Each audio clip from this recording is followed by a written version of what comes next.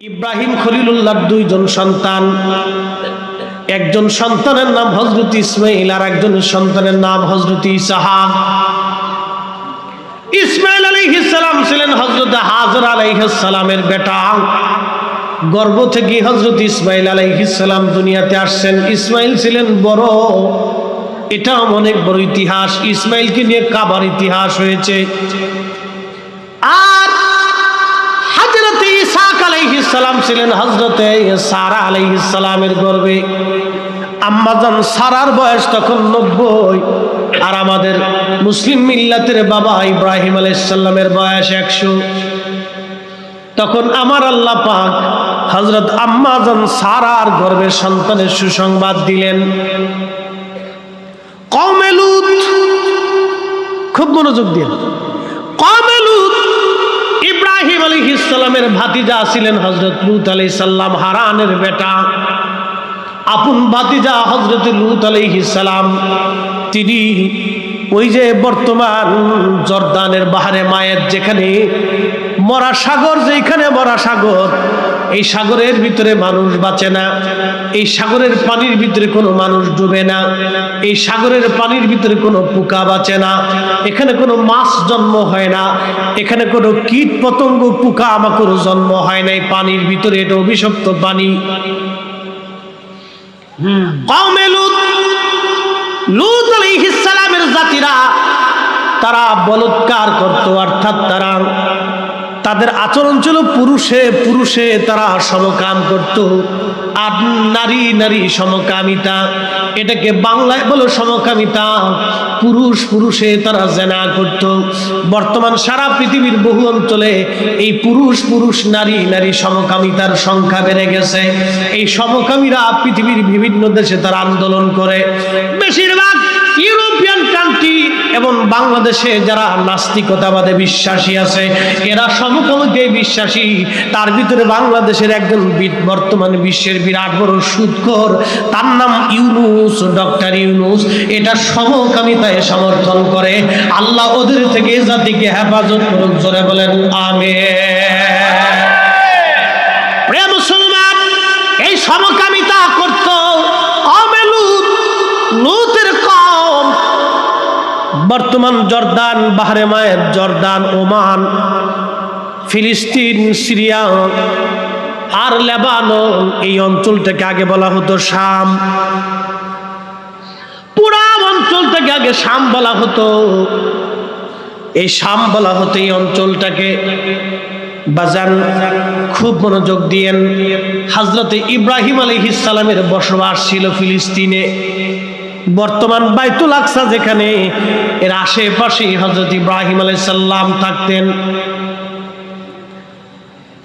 আয় মুসলিম মিল্লাতের পিতা ইব্রাহিম, আমাদের বাবা ইব্রাহিম, এই যে বাইতুল আকসার বাইতুল্লাহ হারাম শরীফ, এটা যে মুসলমানদের, এটা প্রমাণ করতেছি, এটা ইহুদিদের না, এটা আমাদের। এটা কাদের? আমাদের। জোরে বলেন আমাদের। ইব্রাহিম আলাইহিস সালাম কাদের? আমাদের। ইসহাক আলাইহিস সালাম কাদের? আমাদের। ইসমাঈল আলাইহিস সালাম কাদের? আমাদের। এনাদের সবার গোড়া ইব্রাহিম আলাইহিস সালাম। ইব্রাহিম আলাইহিস সালাম আমাদের মিল্লাতের পিতা। রাসূল বলেন আমারও পিতা। একসাথে বলবেন না আল্লাহু আকবার। খুবই মনোযোগ দিয়ে শুনিয়া যান। হযরত ইব্রাহিম আলাইহিস সালাতু ওয়াস সালাম, তখন তিনি ওনার বাড়িতে আম্মাজান সারা আলাইহিস সালামকে নিয়ে, আম্মাজানের বয়স 90 আর হযরত ইব্রাহিম আলাইহিস সালামের বয়স তখন 100 পার হয়ে গেছে। হযরত জিবরাইল আলাইহিস সালাম 12 জন ফেরেশতা নিয়ে তিনি হযরত ইব্রাহিম খলিলুল্লাহর বাড়ি আসছে। মানুষের বেশ ধরে ইব্রাহিম আলাইহিস সালামের অভ্যাস ছিল, ইব্রাহিম নবী মেহমান ছাড়া খাবার খাইতেন না। চট্টগ্রামের আর সিলেটের মানুষের বিরাট একটা অভ্যাস, এরা মেহমানদারিতে বিরাট বড় পাকা। ইব্রাহিম আলাইহিস সালামের সুন্নাত ছিল মেহমানদারি করা। ফেরেশতারা মানুষের বেশ ধরে আসছে, ইব্রাহিম আলাইহিস সালাতু ওয়াস সালাম ছাগল জবাই করলেন মেহমানদের জন্য। হযরত আম্মা জান সারাকে বললেন, সারা রে তুমি তাড়াতাড়ি করে রান্না করো, মেহমান আসছে, মেহমানকে আমরা খাওয়াইতে হবে। আল্লাহর খলিল রান্না বান্না করলেন, খাবার সামনে দিলেন। খাবার সামনে দেওয়ার পরে ইব্রাহিম আলাইহিস সালাতু ওয়াস সালাম বসে আছে। ইব্রাহিম আলাইহিস সালাম খানা শুরু করলেন বিসমিল্লাহ বলে, কিন্তু মেহমানরা খাবার খায় না, তারা খালি হাত নাড়াচাড়া করে। সুবহানাল্লাহ। আল্লাহর খলিল বুঝতে পারে নাই যে মেহমানরা খাচ্ছে না, কিন্তু আম্মা জান সারা তিনি অন্তর্মহল থেকে লক্ষ্য করতেছে মেহমানরা খায় না কেন, তারা হাত নাড়াচাড়া করে কেন। আল্লাহর খলিলকে ডাক দেয়, বলেন স্বামী আমার, খোদার খলিল একটু ভিতরে আসেন, কথা আছে। ভিতরে গেলেন, যাওয়ার পরে বলেন, আল্লাহর খলিল আপনি তো খাবার খান, কিন্তু মেহমান তো খাবার খায় না, খালি হাত নাড়ায়। সুবহানাল্লাহ। আল্লাহর খলিল কথা তো সত্য, মেহমান তো খাবার খাচ্ছে না, খাবার তো সব ভরিয়ে রয়েছে প্লেটের ভিতরে, কারণটা কি? জিজ্ঞেস করলেন, হে মেহমানরা আপনারা কি বেজার, আমি খাবার দিয়েছি খাচ্ছেন না কেন? তখন জিব্রাইল বলতেছে, আল্লাহর খলিল আমরা মানুষের বেশ ধরে আসছি, আমরা আসলে মানুষ না, আমরা খোদার ফেরেশতা। একসাথে বলে আল্লাহু আকবার। আল্লাহর খলিল ডাক দিলেন, জিব্রাইল কারণ কি, কোন জন্য আপনি আমার কাছে আসছেন? জিব্রাইল বললেন, আল্লাহর খলিল আপনাকে একটা পুত্র সন্তানের সুসংবাদ দেওয়ার জন্য আসছি। কোন সন্তান? একটা পুত্র সন্তানের সংবাদ দেওয়ার জন্য আসছি। আল্লাহ আগেও একটা পুত্র সন্তান দিয়েছিলেন, তার নাম ইসমাইল। তারে আল্লাহ পাক বললেন ইব্রাহিম পাঠাই দিয়ে আসো কাবায়। ওটা অনেক ইতিহাস, ওটা বলতে গেলে আবার সময় চলে যায়। আর একটা পুত্র সন্তান আম্মা জান সারার গর্ভে। আম্মা জান সারা ছিলেন অনেক সুন্দর, এত সুন্দর ছিলেন যে ওনার রক্ত দিয়ে রক্ত প্রবাহিত হতো রগের ভিতর দিয়ে, এটা পর্যন্ত দেখা যেত। এত সুন্দর করে আল্লাহ তাআলা বানাইছিলেন। হযরতে আম্মা জান সারা আলাইহিস সালাম 90 বছর বয়স তখন। জিব্রাইল বললেন, ওগো নবীজি, আল্লাহ আপনাকে একটা পুত্র সন্তানের সংবাদ নিয়ে পাঠাইছে। কোন পুত্র? ওয়াবাশশারনাহু বিইসহাকা নাবিয়্যাম মিনাস সালিহিন।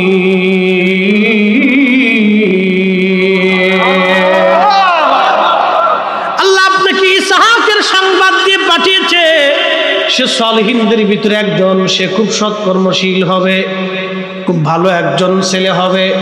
হযরতে সারা আলাইহিস সালাম বলেন, জিব্রাইল আল্লাহ তো আমার সন্তানের কথা বললো, আমার বয়স তো 90, আমি তো বুড়ি হয়ে গেছি,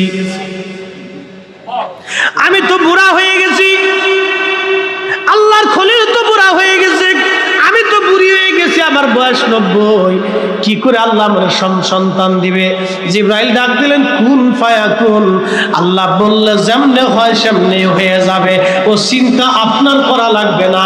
একজনে বলা যাবে সুবহানাল্লাহ। হযরত ইসহাক আলাইহিস সালাতু ওয়াস সালাম আল্লাহ রাব্বুল আলামিন থেকে দুনিয়ায় পাঠাইলেন আম্মা জান সারার গর্ভে। হযরত ইসহাক আলাইহিস সালাতু ওয়াস সালাম তিনি যখন হযরত ইব্রাহিম খলিলুল্লাহ আলাইহিস সালামের বয়স ভারী হয়ে গেল, ইসহাকের বয়স 40, তখন তিনি বিবাহ করলেন একজন নারী। প্রায় 20 বছর হয়ে যায়, কোনো সন্তান যদি ওই নারীর হয় না, সে নারীটা বন্ধা ছিল। দেখেন সেই নারীর সন্তান আল্লাহ তারে দেয় না। এমন সময় ইসহাক আলাইহিস সালাম আল্লাহর কাছে দোয়া করলেন, আল্লাহ আপনি আমার একটা সন্তান দেন, আল্লাহ আপনি আমার দয়া করে সন্তান দেন। দোয়া করার পরে আল্লাহ তার দোয়া কবুল করলেন। ইসহাক আলাইহিস সালামকে আল্লাহ 2টা সন্তান দিলেন। একটা সন্তান যমজ, 2টা সন্তান আল্লাহ ইসহাককে দিলেন। যমজ সন্তান আল্লাহ পাক দিলেন, বড় সন্তানের নাম ঈস এবং ছোট সন্তানের নাম ইয়াকুব। সুবহানাল্লাহ, মারহাবা কর। বড় ছেলের নাম ঈস, ছোট ছেলের নাম হযরত ইয়াকুব। কষ্ট হচ্ছে আপনাদের? এটা জানার দরকার আছে না? বোঝার দরকার। আল্লাহু আকবার। ইব্রাহিম আলাইহিস সালামের বেটা হযরত ইসহাক দুইজন সন্তান ছিলেন, একজন সন্তানের নাম ইসমাইল। ইসমাইল আলাইহিস সালামের রক্ত ধারায় আমাদের নবী, ইসমাইল আলাইহিস সালামের রক্ত ধারায় আমাদের নবী। আর হযরত ঈসা আলাইহিস সালামের রক্ত ধারায় ছিল প্রায় ৭০,০০০ নবী। একবার জোরে বলেন মারহাবা। কত হাজার? ইসহাকের রক্তে ছিল ৭০,০০০ নবী, আর ইসমাইল আলাইহিস সালামের রক্তে ছিল একজন নবী। বলেন তো ১,২৪,০০০ নবী এক পাল্লায় দিবেন, আর একজন নবীকে আর এক পাল্লায় দিবেন। সেই একজন নবীর নাম আমাদের নবী। পুলার মতো পুলাই একটা কায়দা মতো হলেই চলে। মারহাবা বলবেন। ইসমাইল আলাইহিস সালামের রক্তে কয়জন নবী? জোরে বলেন কয়জন? একজন। আর ঈসা আলাইহিস সালামের রক্তে ৭০,০০০ বনি ইসরাইল। ঈসা আলাইহিস সালামের ছেলের নাম ছিল ইয়াকুব আর ঈস। ঈস ছিল বড়, ইয়াকুব ছিল ছোট। ইয়াকুব আলাইহিস সালামের ছেলের নাম ইউসুফ। হযরত ইয়াকুব আর ঈস দুইজন আপন ভাই।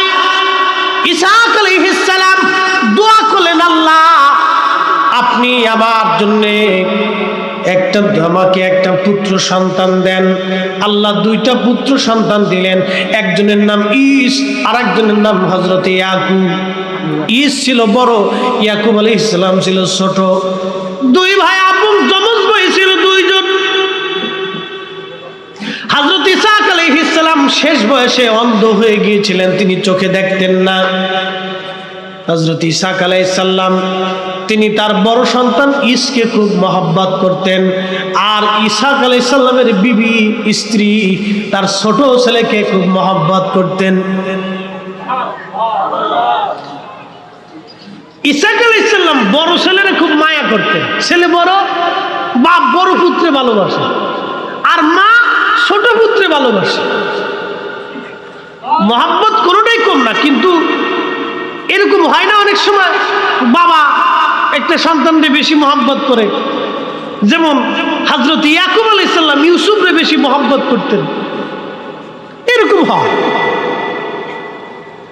ঈসা আলাইহিস সালাম বড় ছেলের আদর করতেন, আর মা ছোট ছেলে ইয়াকুবরে বেশি ভালোবাসতেন। একদিন হযরত ঈসা আলাইহিস সালাম অন্ধ হয়ে গেছেন, তিনি চোখে দেখেন না। ঈসকে ডাক দেয়া বলেন, ঈস রে, আমার তো একটু ভালো খাইতে মন চাচ্ছে, তুমি একটু শিকার করে ভালো হরিণ টরিণ বা ভালো ভালো বন্য পশু এনে আমাকে জবাই করে একটু গোশত ভালো করে রান্না করে খাওয়াও। ঈস, আমি তোমার জন্য দোয়া করে দিব। হযরত ঈস দোয়া করার আশায়, দোয়া পাওয়ার আশায় হযরত ঈসা আলাইহিস সালামকে খুশি করার জন্য তিনি জঙ্গলে চলে গেলেন হরিণ শিকার করার জন্য। আর ঈস হরিণ শিকার অর্থাৎ শিকার করতে খুব পছন্দ করতেন, এবং সে খুব যোদ্ধা ছিলেন, এবং ভালো টার্গেট তার মিস হতো না।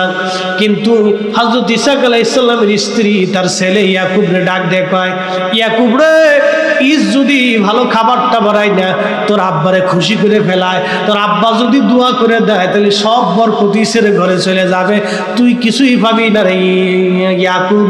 তুই তাড়াতাড়ি যা, দুইটা সুন্দর ছাগল দেখে জবাই করিয়া ভালো করে ফিরাই টিরাই করে রান্না বান্না করিয়া কালাবুনা বানাইয়া তোর আব্বার সামনে যাইয়া তোর আব্বারে খাওয়া।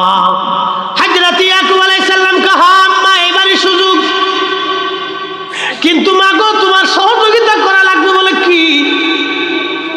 বলে আমার ভাই ঈসের শরীরে তো বড় বড় পশম আছে, আমার তো শরীরে পশম নাই। আর আব্বাজান যদি আমার গায়ে হাত দেয়, আব্বা তো চোখে দেখে না, আমার গায়ে হাত যদি দেয় তাহলে আব্বা তো জেনে ফেলবে আমি ইসহাক, আমি ইয়াকুব, আমি ঈস না। তাহলে চেক কাজ করা যাবে, তুই ভালো করে ওই ছাগল জবাই কর, ওই ছাগলের চামড়া তোর গায়ের মধ্যে আমি বসাই দিব, ওই যে চামড়া আছে তোর গায়ের মধ্যে বসাই দিব, হাত দিয়ে বুঝবে মনে হয় এটাই আমার সন্তান ঈস। তো ছাগল টাগল জবাই করে রান্না বান্না করে হযরত আইয়ুব আলাইহিস সালাম, ইয়াকুব আলাইহিস সালাম নিয়ে আইছে। এর পোশাক টোশাক পরাইয়া ওই পোশাকের উপরে ছাগলের চামড়া বসাই দিছে, খাবার সামনে নিয়ে গেছে। আমি ইসাক আলাইহিস সালাম তো চোখে দেখে না, ডাক দিয়ে বললেন তুমি কে? বলে আপনার ছেলে। নাম কয় না। মারহাবা কর। নবী নাকি মিছা কথা কবে? আপনার ছেলে, কথা তো সত্যই। বলে আপনার ছেলে, আমার তো আপনার জন্য খাবার নিয়ে আসছি। সামনে খাবার টাবার খাওয়ার পরে বলে ছেলে রে তুই আমার কাছে আয়, আমি তোর জন্য দোয়া করে দেই। ছেলে কাছে গেছে, ইসাক আলাইহিস সালাম গায়ে হাত দিলেন, ডাক দিয়ে বলতেছে তুমি তো আমার ছেলে। হাত দিয়ে বুঝতে পারতেছি তোমার গায়ে পশম মনে হয় ইস, কিন্তু কণ্ঠ তো মনে হয় ইস না, ইয়াকুবের কণ্ঠ পাওয়া যায়। ছেলে রে তোর গায়ে হাত দিয়ে মনে হইতেছে তুই ইস, কিন্তু কণ্ঠ তো ইসের না, কণ্ঠ তো আমার ইয়াকুবের। আচ্ছা যাক, তুই আমার যেহেতু আগে খাওয়ান দিছ, তাহলে আমি তোমার জন্য দোয়া করি আল্লাহ যাতে তোর নবী বানায়। আর জোরে আল্লাহ তোর সন্তানদের ভিতরে যাতে বরকত দিয়ে দেয়, আল্লাহ অপরিসীম করে রিজিক দেয়, এবং আল্লাহ যাতে তোকে দৌলত দিয়ে দেয়, এবং অনেক সন্তানের অধিকারী যেন আল্লাহ তোরে বানায়, তোর বংশে যাতে আল্লাহ অনেক নবী দিয়ে দেয়। দোয়া করে দিছে না, ছেলে তো দোয়া পাইয়ে চলে এসেছে। নবীদের দোয়া তো কবুল হয়ে যায়, তাদের দোয়া কখনো বিফল হয় না, সাথে সাথে কবুল হয়ে যায়। শিকার টিকার করে রান্না বান্না করে বাপের সামনে খাবার নিয়েছে। ডাক দেখে তুমি কেডা?